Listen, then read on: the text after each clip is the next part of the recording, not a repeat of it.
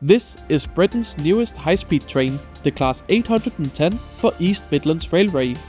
It's the newest generation of Britain's most hated series of high-speed train, known for their uncomfortable interiors, extremely rough rides, and poor overall build quality, which EMR is looking to change with this new and updated model. So join me for a ride today from Sheffield down the Midland Main Line to London on board one of these new trains, as I check out the new interior and share my thoughts on the updated design. It's safe to say I was actually pleasantly surprised. Hello from a rainy Sheffield. Today we'll be checking out the brand new version of the controversial Hitachi Class 800 family of trains used here on intercity and high-speed work in the United Kingdom. These trains are known for their poor ride quality and substandard onboard offering, so I'm really looking forward to seeing what these new trains are like. It looks like they have changed a lot, including the whole front design. So let's go and check them out as we head inside Sheffield Station. This is Sheffield Station, a historic rail hub first opening in 1870, with the stone front facade being added in 1905.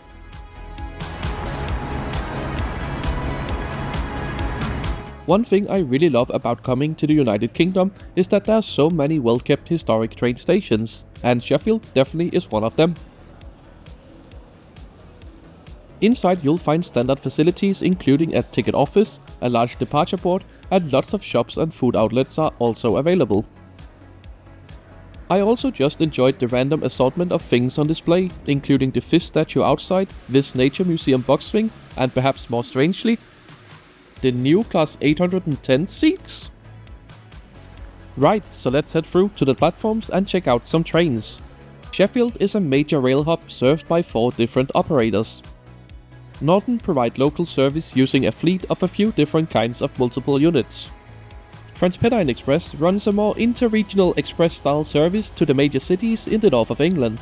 And if you want to travel even further, you got cross-country connecting places as far away as Aberdeen and Penzance. And finally, we'll be traveling on EMR, which runs select regional and intercity routes, including the main line from here in Sheffield down to London. For the last many years, the connection to London has been provided using these 20-year-old Class 222 Meridian trains. And this is what the new Class 810 will be replacing. There's also a tram connection here at the station, but now all Class 810 is arriving in from London.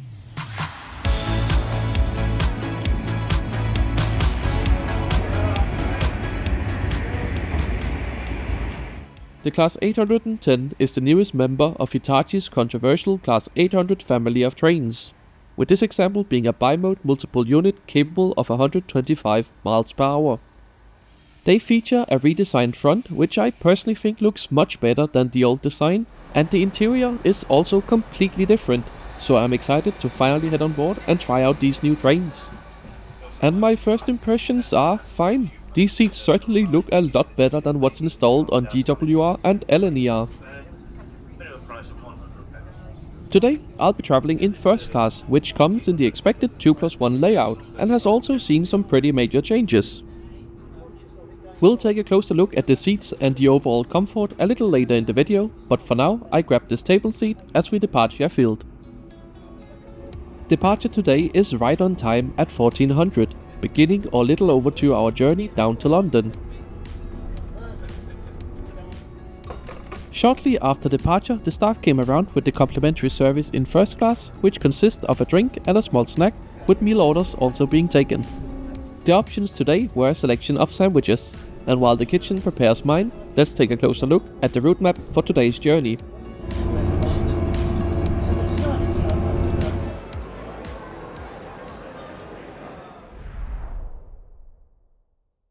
We are on board the 1400 service to London, initially running a skip-stop pattern as far as Leicester, before running non-stop for the remainder of this 165-mile-long journey that's scheduled to take 2 hours and 9 minutes to reach London, which gives the train an average speed of 77 miles per hour. And just after Chesterfield, our food is ready. It's just a pretty simple ham and cheese sandwich with some crisps on the side. It's, far from the best train food out there, but I'm always impressed when I come to the UK and there generally is some sort of complimentary food service in first class, something that's very much not the case in the rest of Europe.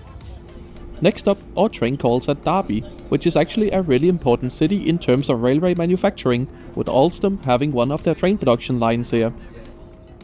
The Class 810s were also built here in the United Kingdom by Hitachi over in Newton Aycliffe, but they are currently maintained here at Edges Park Depot, just south of the station in Derby.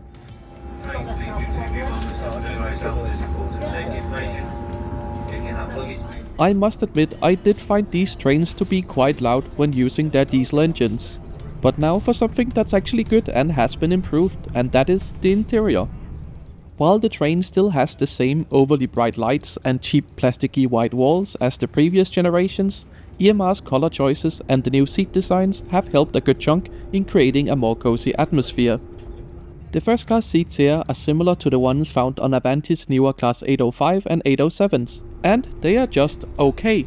Decently shaped with acceptable levels of support and padding, making it an unexcitingly adequate experience for these 2-hour intercity journeys.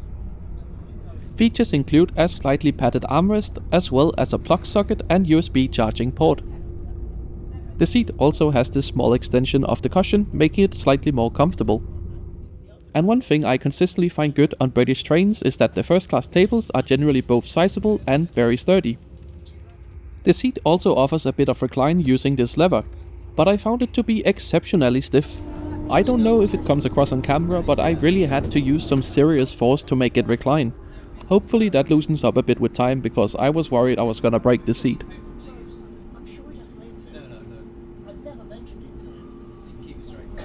One thing that's also great about these trains is that they have very clear and useful information displays throughout the train. It's just a shame they seemingly only worked around half of the time on this journey.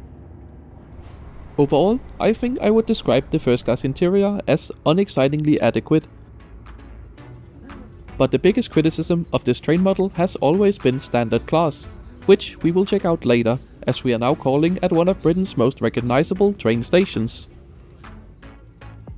This is East Midlands Parkway, which looks pretty miserable on a grey overcast day like this. Luckily, the train is equipped with a window blind to block out the views of the massive cooling towers.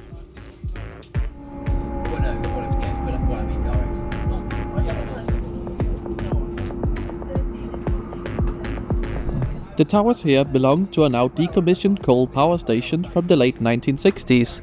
And as Britain now looks to transition towards a greener future, the plant was shut down in 2024, with the site slated for redevelopment.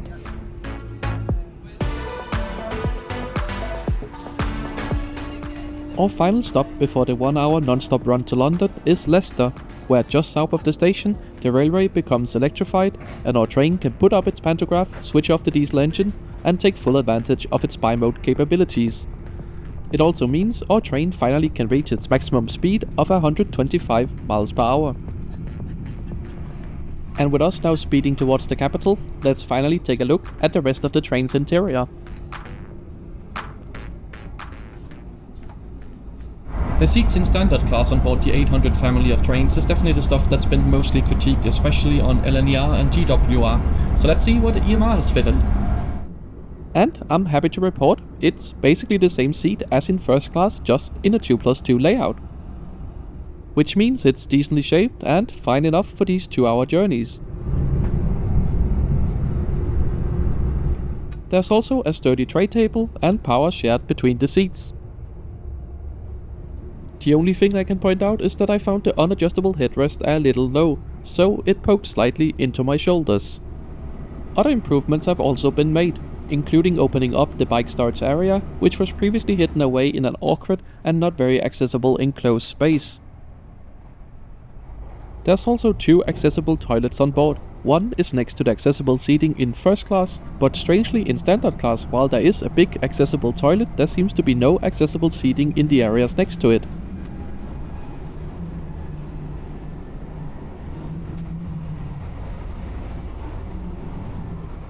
But I checked out one of the regular toilets, which you'll find by the doors in some of the carriages.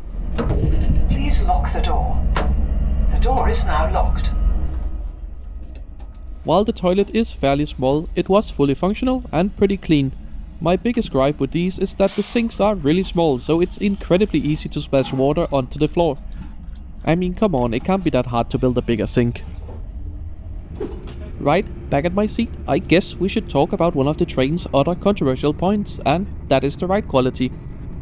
And while it wasn't as bad as I remember some of GWR's 800s being, it was still pretty bad overall.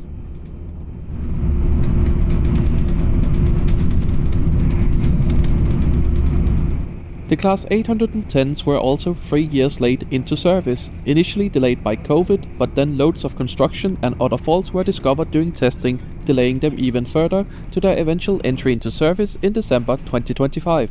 Honestly, it must be a little embarrassing for Hitachi to have been building this model for 10 years now and still manage to deliver it 3 years late. I should also mention that these trains are equipped with free Wi-Fi. But as you need to create a whole account to use it, I didn't bother. We are now racing alongside the Thameslink commuter trains that connects the suburbs and regional centres near London to the heart of the capital, signalling that our journey is about to come to an end.